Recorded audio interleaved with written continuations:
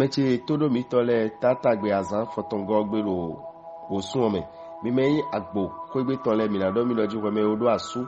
alo we me odo asio ala tukun loju asu pasi potential kondo pode awa jijede we me maka odo asu alo we me odo asia me na do no kum loju ena wa bo me de amo le trolo anaje won yin me oja zoropo bokun tresona babla gosi me opawo mi kana do mi loju akwesi apako yo planet yo Jupiter yo ero tadagbe na mi ba kwesi kamiton de na ejedeji amo eni otu e na ido no e ahonu evahi mona be akwedo no evahi me o eroje kun adagbe ni o mo kana do no we me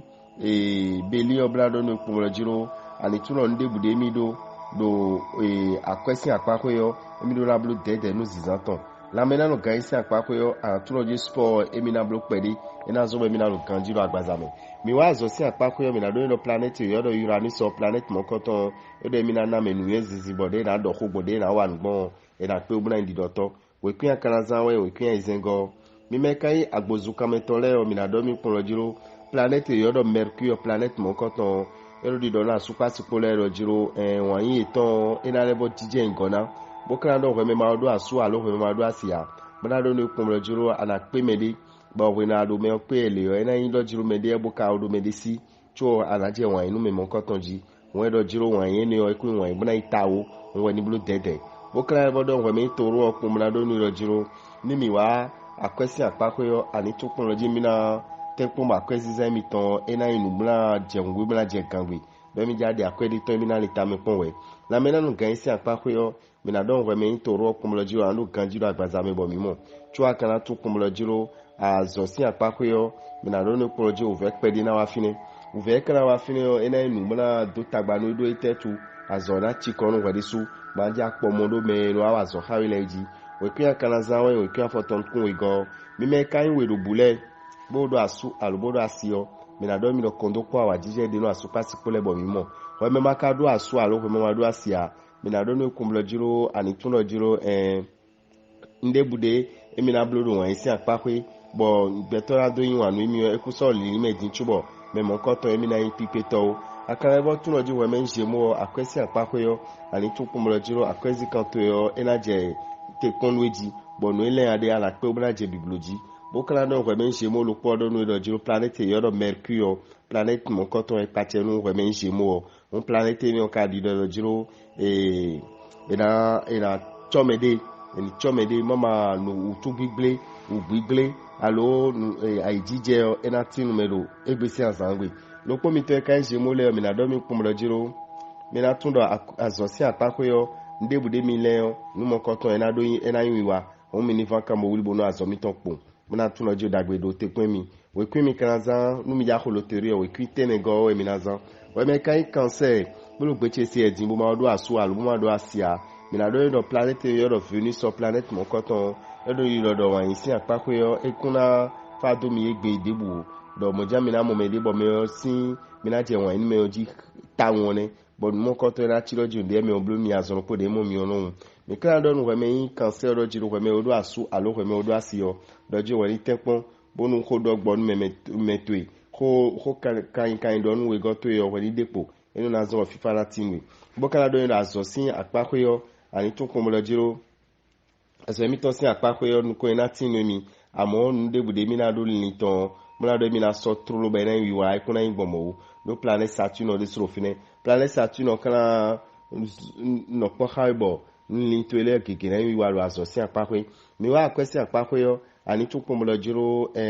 uve gege me ade uve gege me akade yo no ena so mo uve ni na de po we na dojiro no ya kono ho no ya no bloda ibo e ma yin bro yin bo ma yin nubo no dandan me fun edo na blow ya ho ni bo jo pede do bo ka tron we kwi mi na zan le mi ja ko loterio we kwi ten we go mi me kan kini le bo do asu alobo do asio mi na do mi po mo lojiro mi ni tun lojiro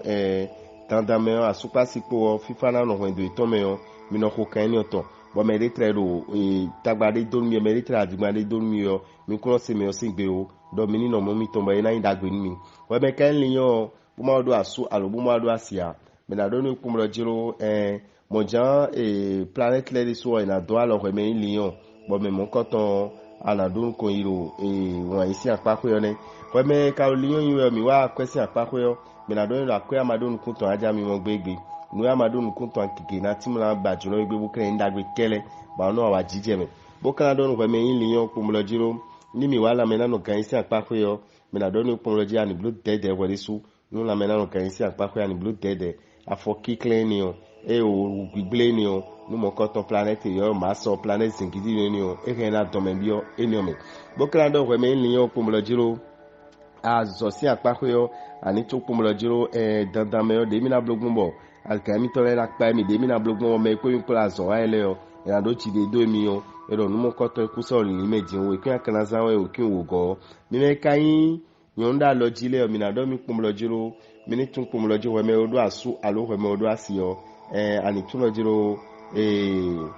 nu ena zombo fifa na no do to me yo ewe yin kodoro me de gbe me nu kiko wa jije lo asupa si potenti yo eno zombo fifa no do me jan we me maka odo asu alo we me ma odo asiya me na do pomlo jiro na pe me de bo me mo koton ekre me de mo na do mi na blogbe to ero bunu ikayin akwesi akpakwe yo mina donu pomlo jiro ani tuno planet yo do Pluton planet mo koton ekole pola lo dowe on sun ena fa nu ipede chubo ana jo emi ya ja kwede o mebi ogbe bo yin koye na sin nu ipede yo no ya kana zamla bi okoyo me yo nu mo koton le ana wa yin siseto lo po mi to ikayin vierge le mina do mi do azosi akpakwe yo meni tun pomlo jiro complication pede na de ouvert pede na de niye on minima dojiro enayin ni otubo mina jo azodo we kuya kanza we kuya foton kun ego mi me kai balance le mina do mi pomloji ko me ma do aso alo ko me do asia ani tu pomlojiro planet yo Uranus so planet mo ko tolojiro emina tempo bo me na asu me la ru me na asi me e na di bla yin pipeto chubna dido fi de bude ko bi odo igbesi azangbe lo po mi ton yin balance bo ka do aso alo bo do asio mina do mi pomlo jiro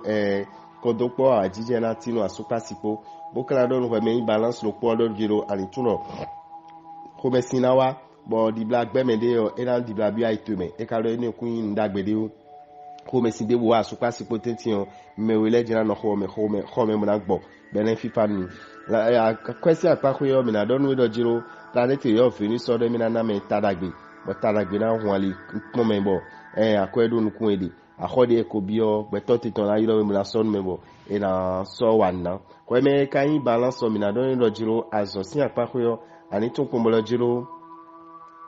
nu debude ouvert debudo gbemefi bo venir no go solution ma moi e raison yo vodo tout problème a de solution un problème de debu ma de solution un mo quand on so un problème ko me kado balance yo aja ko loterie yo we qui 26 we lazan mi me kan scorpion le mina do mi pomlo jiro ko me ma do asu alo ko me ma do asia ani tun pomlo jiro egbesin azangbe yo asu ba emi de asi ba emi de yo no mo koton e kusla no li mi cho emi na mi moto mi kran do no me scorpion do jiro ko me do asu alo ko me do asio do planet yo do Pluton planet mo koton e do di do pomlo jiro mina lebo tun lo je mina lebo cho emi de town do asu kwa sipo sin apakwe emi na cho emi de mo ma ko me sinawa bo nouvelle domaine na supo we me kan scorpion mi na do la mena no kan isi apako yo ani tun pomlo jiro planet le ro tadagbe na mi e be mi na do kan jibo akwezi kan mi to mi na le bo 3 humo bo kan do no do jiro azosi apako yo ani tun pomlo jiro mai damlo do rovi meton we le jibulo jiro no yo no mi o danda me afonte gbe we ni no wa do we de we ku an kan zan we ku gban ko atongo mi me kan sagitele mi do mi cho mi de bo blue dede mi gbo dede do weme odo aso alo weme odo asio kun yombo ko me sin gbagbagba kun alo mi na be agba mi na blue le o ero kun ndagbe nu o chuo mi kan to kun lo jiro uve no wa chuo eno lebo ten kun lo go si uve mo kotono weme maka odo aso alo weme ma odo asia mi na do nu kun lo jiro ani tun lo jiro dagbe le o ena hunu ero won isi apakwe ma ndi bla pe me na asu lo alo asinu o ne kan akwesi apakwe o mina donu weme Sagittaire kumblo jiro ndebude aja kikogbe bene ekungbasin wea no eka ekungbasin debu we ro ni blu dede buka tun pomlo jiro no e na yin nubra ve no ta won ro jiro ando emi na be akwedo de me bla bludo ando emi na be akwedo de me mla sase no khome eno le bikuya ma yo bla na ya akwe foto bazan won we ni blu dede we be lo Sagittaire yo lo po mi na do ro jiro la mena no kan si apako yo aro kan jira gbazabe chua ka evo to la so to si apako yo ndebude aso la so si apako yo le jina yin ton we kun akanazan we kun 69 e anazan no remeyin Sagittaire me kan Capricorne le mi na do mi do je o wi wana supo do mi pede igbe wi wana kanazan mo ko mesinawa wi wana zo mo ko mesinawa me debude remeyin Capricorne adon do bo momo bo me mon koton o elo li ale asuto ya lo elo li ale asito yo elo je kun tedo ni me jangbon ni do o eno ekun dagbe eno hwe mi masi bokala don hwe mi Capricorne kumlo jiro ani tuno hwe mi makawdo aso alo hwe mi wado asia ani tun kumlo jiro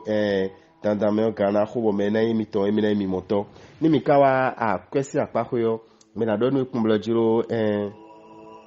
ouvert pede na de no la kwesi apakhoyo do igbe ouvert pede na de planète kayo Mercure planète mon coton rido kumlo jiro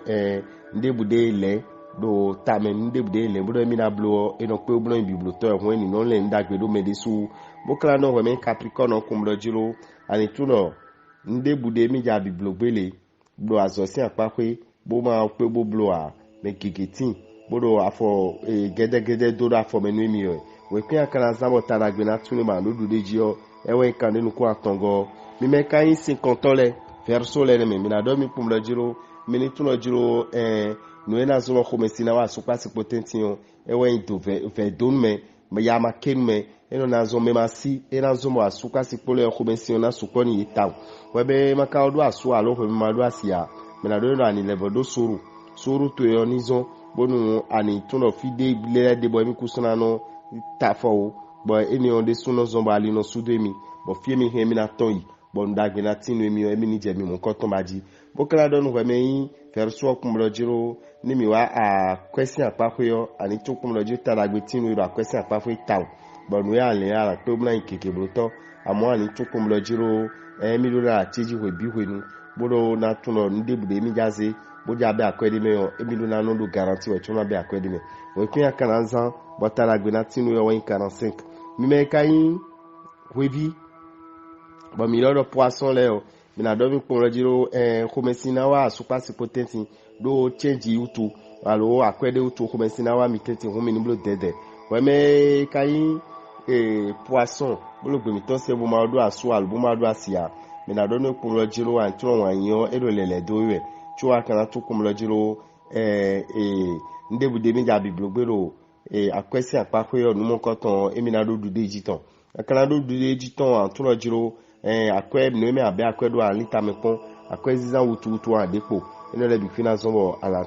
pe umna blonu e blogbe aja ko akwepo la mena no gainsi apakwe o mina do no jando ganji la gbazawe amo sport isi blog pede na nyonu me chu akana tun no jiro azo si apakwe o ero di do kumbro jiro ndebude na blo numo koton ena do nu ko yome ko no fine bono akso mo koton kon do fiade yo me mo koton ara mo modagbe na tinwi we kun akana zan we gba ton kun we go e anzan mo talagbe na tinu we me poisson ma gbero to fifa ni kondo mi biji era chenu